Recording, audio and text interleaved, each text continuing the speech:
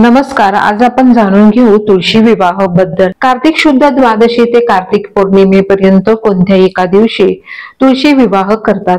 विवाह गोरज मुहूर्तावर करतात. तुळशीचे कृष्णाशी लग्न लावतात. या लग्नात ऊस हा तुळशीचा मामा मानला जातो.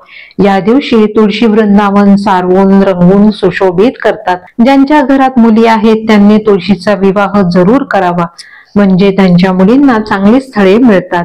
विष्णू सारखा जावई मिळतो असे मानतात. पूजेच्या साहित्यात रोजचे पूजेचे साहित्य इत्यादी, त्याशिवाय फणी, करंडा, आरसा, हिरव्या रंगाच्या बांगड्या, मणी, मंगळसूत्र इत्यादी असते.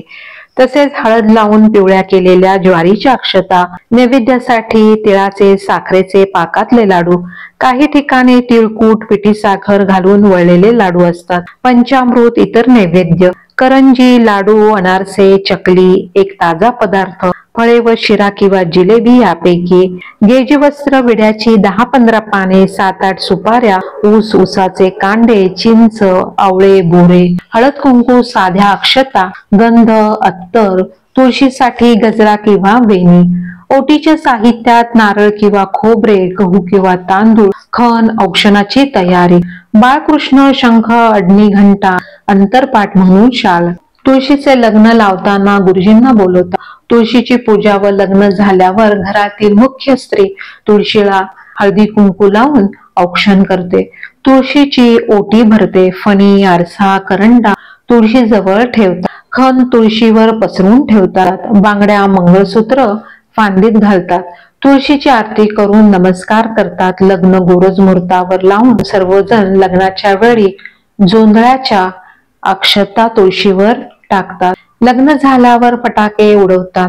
तुळशी विवाह प्रसंगी अंगणात रांगोळी काढतात. कर्नाटकात तांदळाच्या पिठाने किंवा चुन्याने रांगोळी काढली जाते. त्यात रंग भरून ती आकर्षक करतात.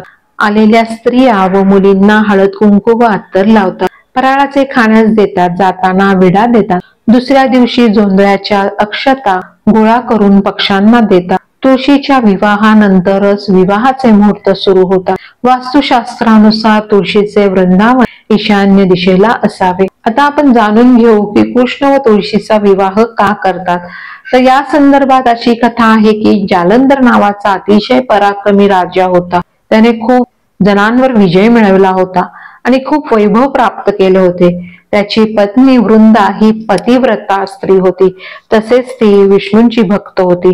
तिच्या पतिव्रतेच्या जोरावरच जालंधर अजिंक्य होता. त्यामुळे तो खूप उन्मत्त होऊन लोकांना त्रास देत होता. सर्वजण त्याच्या अत्याचाराला त्रस्त झाले होते. त्यामुळे जालंधराचा पराभव करणे गरजेचे होते. म्हणून भगवान श्रीहरी विष्णूंनी कपट कारस्थान रचले. त्यांनी जालंधराचे रूप घेतले व वृंदेचे पतिव्रत्य भंग केले. त्यामुळे जालंधर युद्धात मृत्युमुखी पडला. हे जेव्हा वृंदेच्या लक्षात आले तेव्हा तिने भगवान श्रीहरी विष्णूंना शाप दिला. वृंदेच्या शापाने विष्णू शालिग्राम झाले. गंडकी नदीत शालिग्राम सापडतात. जालंधर बरोबर वृंदा सती गेली. त्या राखेतून तुळशीची उत्पत्ती झाली. जेव्हा वृंदा विष्णू लोकी गेली, तिने या प्रकाराचा विष्णूंना जाब विचारला व विष्णूंनी तिला पत्नीपद द्यावे असा हट्ट धरला.